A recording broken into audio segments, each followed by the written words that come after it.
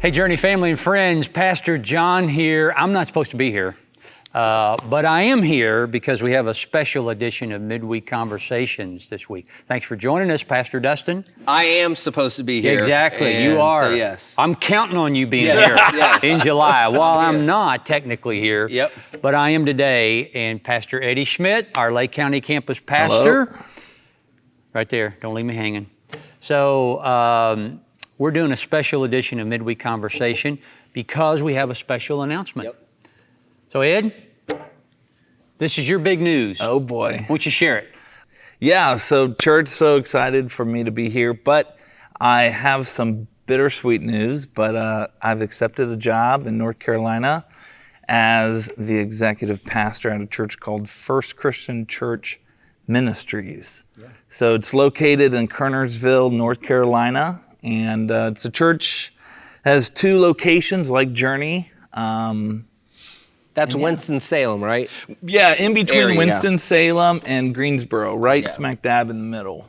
So, yeah, kind of crazy how the Lord's kind of moved in all of it, but excited, sad, everything kind of in between. It's, you know, when you work for a church, and you don't work for a church, you serve at a church. But when you are on staff at a church, it's always a bittersweet thing when you transition, because on one hand, you're so happy for seeing that person go where they feel like the Lord's calling them. And yet at the flip side, it's sad as well. So I'm starting to experience all those emotions right now. So Right. Well, very interesting journey Pastor Eddie's been on with us. We're going to unpack a little bit of that here. But I don't know the church. I've never been to the church at Kernersville, but I know the pastor, the current pastor there, and his name is Pete Kunkel.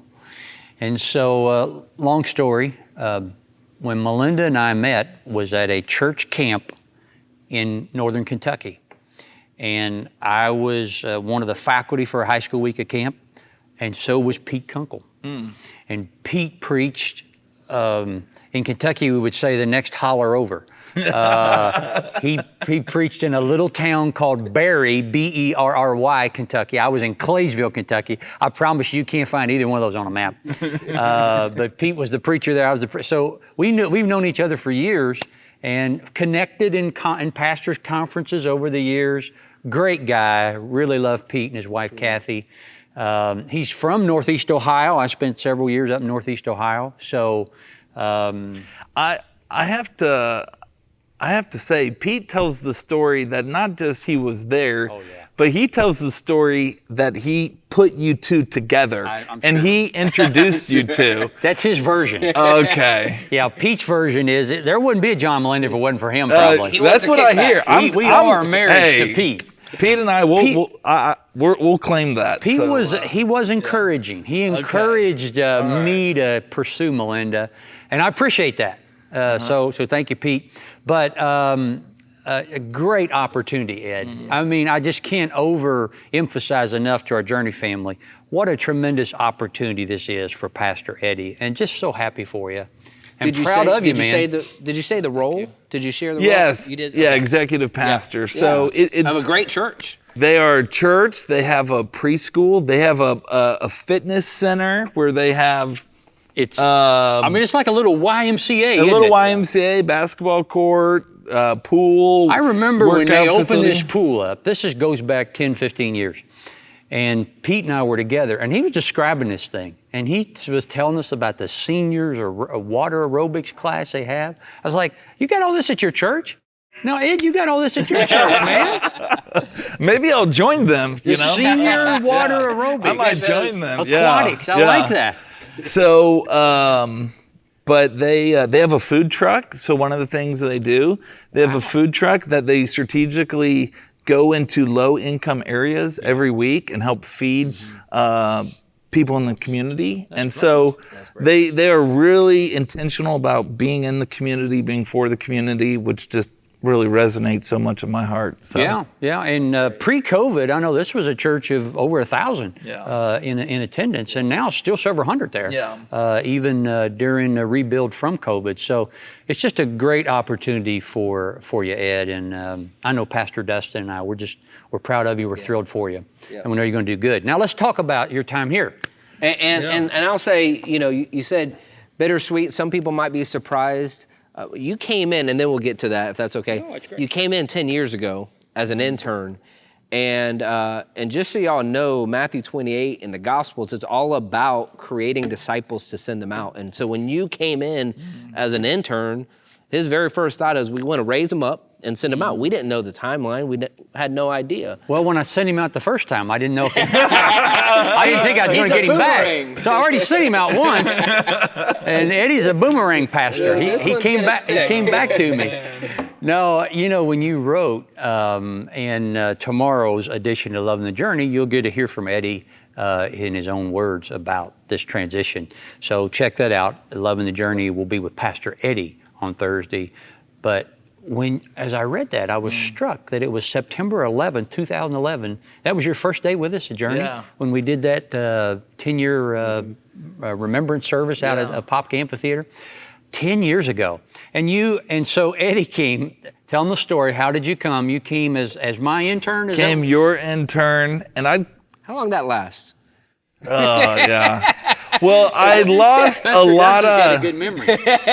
So I think Pastor John was really excited for me to come, and then I'd say probably within the first week, I was already in the doghouse because there was construction for the offices, so we were in the back in the green room. Yeah. And it was me, Pastor John, and then the worship director person. And I kid you not, I was reading your manuscript, and you wanted me to like review it and have young person eyes on it. And I asked you about, what is his name? I never remember. Well, and the audience that's going to be in my generation are going to remember this. He asked me, he read that, he said, Pastor John, who is Barney Fifth? That's exactly what he said. Yeah. And I said, hang on, you can no longer be my intern. I lost if you don't know who Barney Fife is from Andy Griffith. Barney Fife. I mean, he said, who is Barney Fifth? And that's how he pronounced his name, Dustin. Yeah. And I said, okay. You really didn't know, huh? You need to That's go interesting. someplace else and figure out your internship. Yeah. Now, Ed, we worked on a couple of things you helped me with. I think, I remember in 2012, January, is kind of when we did a series on Proverbs, kind of based on Andy Stanley's Proverbs, wisdom, but that's where the phrase direction, not intention, determines destination. It's an Andy Stanley phrase. People think I said it, but actually he said it. Yeah. But that became a part of that series. You kind of helped develop that. Yeah, and also during my internship, I did a couple communion meditations, and there was We may have to find the footage of that, Mark. Eddie's communion meditation. I gave you a little feedback on that. You did. I remember. I kicked myself so much. So I guess I said cracker. I said the bread or the juice and the cracker. Something like that. And you pulled me aside. Coming back to me. You pulled me aside and said, you need to call that bread. Or you said something like that. Because the one thing I remember, Ed, is I was doing a message on giving on money. And I had just done a message where I had emphasized that was the worst. That where Jesus said, and Christians and Bible readers, and I mean devout Bible readers, they mess this up all the time. And here's what they say. Now, Jesus said, where your heart is, there will your money be also. That's not what Jesus said. Jesus said, where your treasure is, there will your heart be also. And there's a reason he said that. So I preached on that, explained that. Eddie gets up in communion, he says, and like Jesus said, where your heart is, there your treasure will be also. And I said, Eddie, did you just hear what I said? I know. Oh my gosh. There was one other time I thought you were going to mention this. So I did the offering, and I come up, and when we were passing out the offering bags, the people who served in that area they were given strict direction. You do not pass out the bags until the pastor prays. Yes. You do not pass that bag till the pastor prays. So I come up, I give my thought, and it was a good, holy thought, I'm sure, and I just walk off stage. You can pray. So the people, another good reason why we don't take the offering anymore, actually we never took an offering, people gave an offering, but we don't pass the little bags anymore. So I walked off stage and they didn't move. They didn't move, the bags weren't passed. Somebody finally stood up and said, hey, or I don't know. Yeah. Probably Pastor Roddy. Yeah. Pastor Roddy, very aware that no offering action was taken. He probably said, hey, get down the aisle there. So that was... Well, Ed was with us for an internship. He came back a couple years later? Like 7 years ago, I know that. Maybe a little over 7 now. Yeah, so my first day as a pastor was in September of 13. So September of 13. Yeah, so my Gotcha. internship went all the way through, I think, April of 12. Yeah. So what is that? Almost 18 months Yeah. or something like that? Yeah. 15 months, yeah. So then Eddie comes back to us, and you came as student pastor, but also an associate out at Mount Dora, is what we called when we opened the Mount Dora campus. Along with the time it was Pastor Joel Craig. And you and Joel had known each other from your church in Illinois. Joel was on staff. You were a part of that church up in Illinois, so had a little history with Joel. So that was an interesting dual role for you, wasn't it? Yeah, I mean, imagine during the week, I'm serving students, running a student ministry for high schoolers. And then on the weekend, I'm working with adults and did kind of connections and was trying to help launch a student ministry. So I wore a lot of different hats. Had you going. Yeah. Somewhere along the way, Eddie, you took a trip to Israel. And you saw more than the Holy Land over in Israel.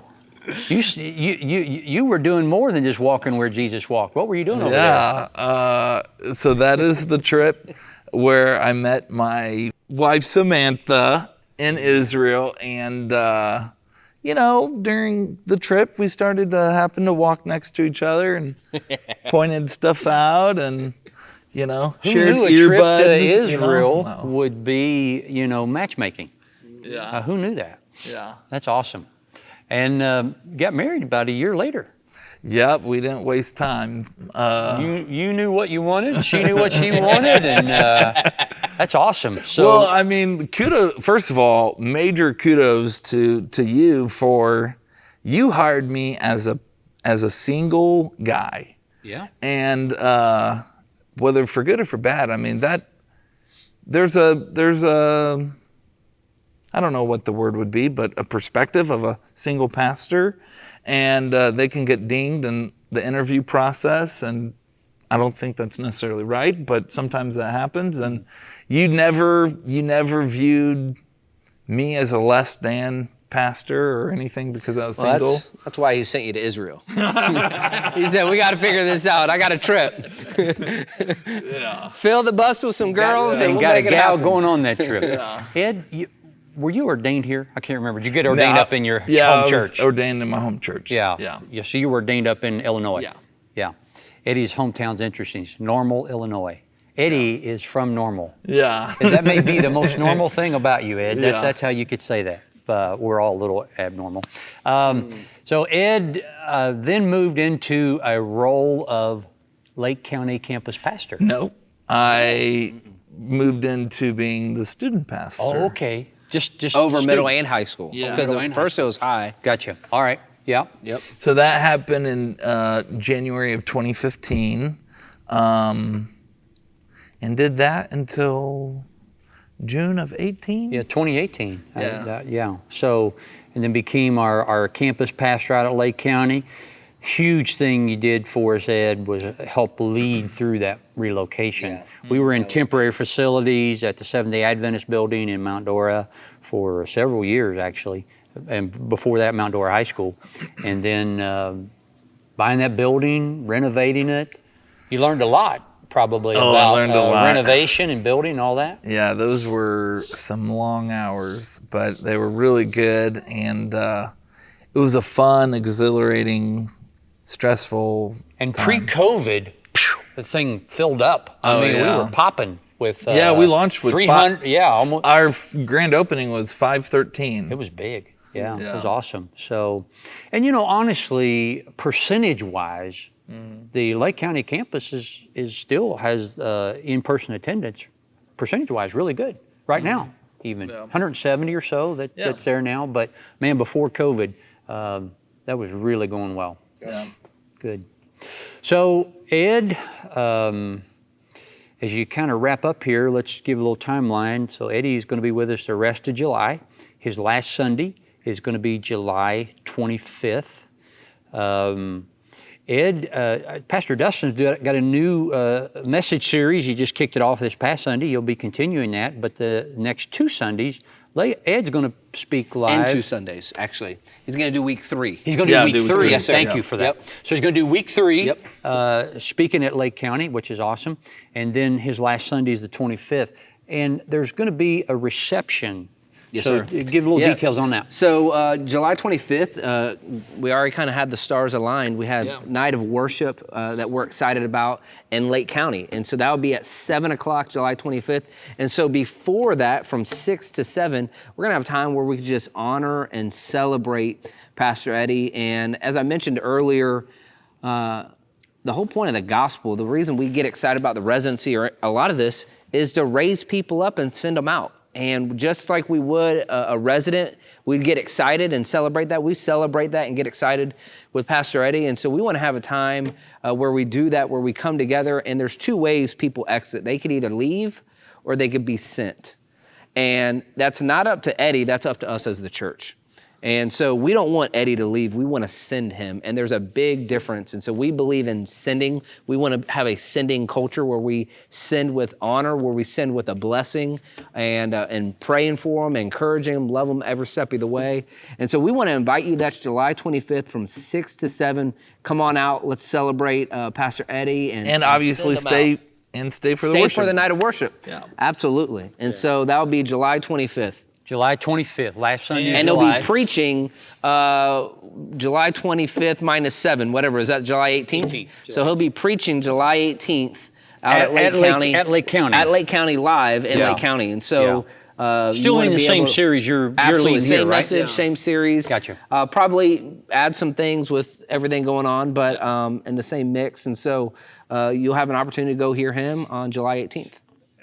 You announced this at Lake County this past Sunday, right? That, about your leaving, right? And then we're going to say a word about that. Pastor Dustin will publicly say a word about that at the Apopka campus this coming Sunday. Ed, again, just it's been a joy, really has. Here's one thing I learned about Eddie early on. He asked a lot of questions. At first, that annoyed me. I'll be honest with you. But I've learned that that's a sign of curiosity. It's a sign he wants to learn, grow. So that was on me. That was something that I needed to understand.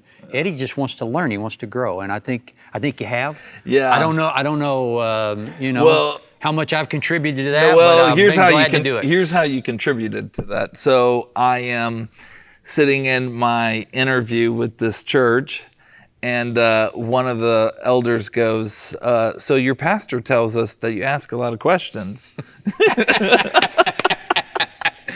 Well, they called me for a reference. So I wanted to be And I'll tell you this. candid. Yeah. The nugget is there's funny. a difference between asking questions and questioning. Yes. And there you and you know, Ed asks a lot of good questions because he's hungry and he wants to learn and grow. Yes. It's not questioning; it's a different posture, and I've seen that as well. Well, I know Eddie loves the church. I know Eddie loves ministry, and wants to do well, wants to see the church do well, and I have no doubt that you will. You helped us a lot here, Ed, in a lot of different ways. Thank you. I think it's important. I think it's important to note too. We're not surprised by this. You and I. No, I've known. I'd say probably a year, and I've been praying for Eddie. Honestly, I've been praying for Eddie. Eddie's been praying. He and Sam have been really seeking the Lord. What are you, 31 now? So Eddie turned 31. I knew when he was turning 30. At one point, we talked about you planning a church and helping us. We would help you plan a church. I knew the campus pastor role was not going to be something that was going to be long term. You like to preach. You wanted more preaching opportunities. So this is going to give you an opportunity to do that. But you're going to be a major influencer in that church. Executive pastor carries a lot of responsibility and authority. And so that'll be great. Well, we'll be cheering for you, brother. Thank you. We're for you in every way. Any other words you want to share? No, I just want to say thank you to Journey, to you for just everything. It's one of those things where this church has not been a place of just employment or anything like that. This has been a place where I've been part of the family, and just you guys have helped me raise up and sorry. This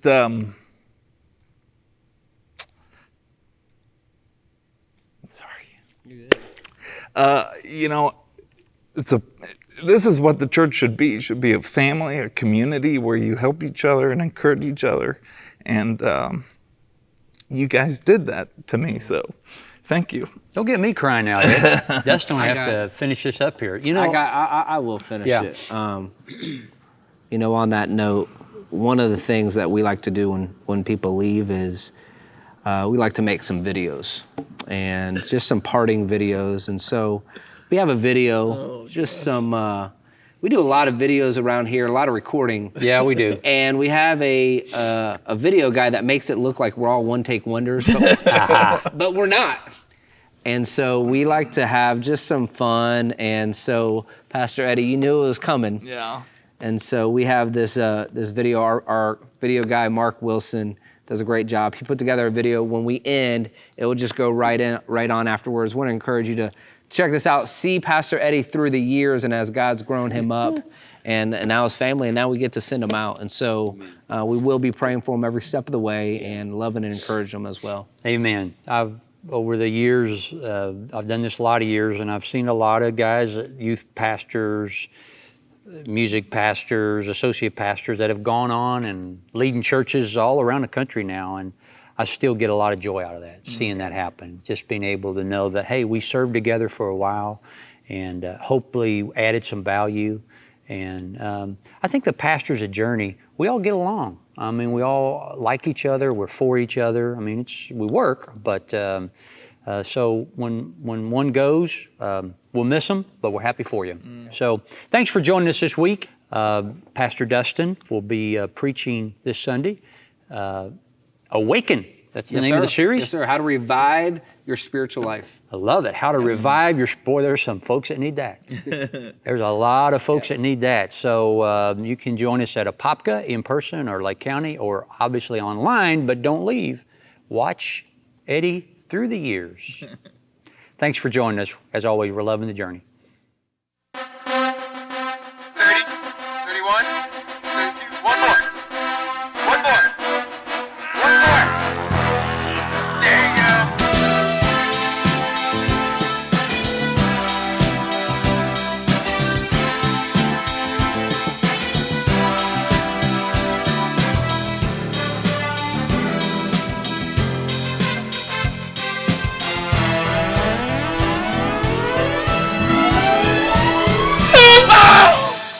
No mistakes. I don't make mistakes. All right, you ready?